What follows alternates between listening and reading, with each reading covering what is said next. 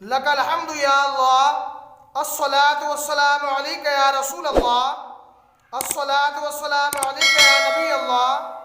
नाज़रीन, आज का मेरा वजीफ़ा कैंसर के मर्ज़ को जड़ से ख़त्म करने के लिए है। जो इस्लामी भाई या इस्लामी बहन है कैंसर की बीमारी से बहुत ज़्यादा परेशान है, कैंसर की बीमारी से शिफा नहीं मिल रही है, तो नाज़रीन अगर आप हज़रात इस अमल को करेंगे इंशाअल्लाह रहमान रब कदीर की ज़ात से उम्मीद है कि मरीज़ को बहुत जल्द शिफा मिल जाएगी। नाज़रीन, अगर आप हज़रात इस अमल को सीखना चाहते हैं, जानना चाहते हैं, तो मुकम्मल वीडियो देखें, वीडियो को ज़रा भी स्किप ना करें। इंशाअल्लाह फ़कीर आपको बताने की और समझाने की कोशिश कर रहा है। नाज़रीन, एक बात का ख़ास ख्याल रखें, मैं जो भी कुरानी वज़ाइफ अमलियात आपको बताता हूँ यकीन कामिल के साथ बताता हूँ। अगर आप हज़रात भी यकीन कामिल के साथ अमल करेंगे तो इंशाअल्लाह रहमान आप हज़रात को भी बहुत ज़्यादा फ़ायदा हासिल होगा। नाज़रीन, सवाब की नियत से वीडियो को ज़रूर शेयर करें ताकि दूसरे इस्लामी भाई भी इससे फ़ायदा हासिल कर सके।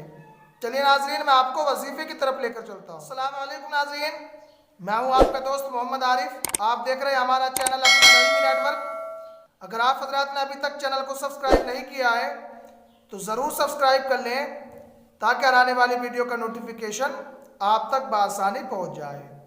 नाज़रीन, जो इस्लामी भाई या इस्लामी बहन है कैंसर के मर्ज़ से बहुत ज़्यादा परेशान है, इस वजीफ़े को, इस अमल को हमारे इस्लामी भाई भी कर सकती हैं और हमारी इस्लामी बहनें भी कर सकती हैं।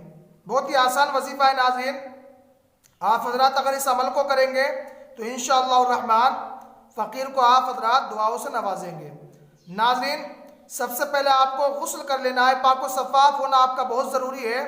नाज़रीन, जो इस्लामी भाई या इस्लामी बहन है इस अमल को करेंगे तो उनका पाक व शफ़ाफ़ होना बहुत ज़रूरी है। नाज़रीन, सबसे पहले आपको वाबुस हो जाना है, उसके बाद तन्हाई में बैठ जाना है, अपने सामने बोतल में पानी ले लेना है, किसी बर्तन में पानी को रख लेना है।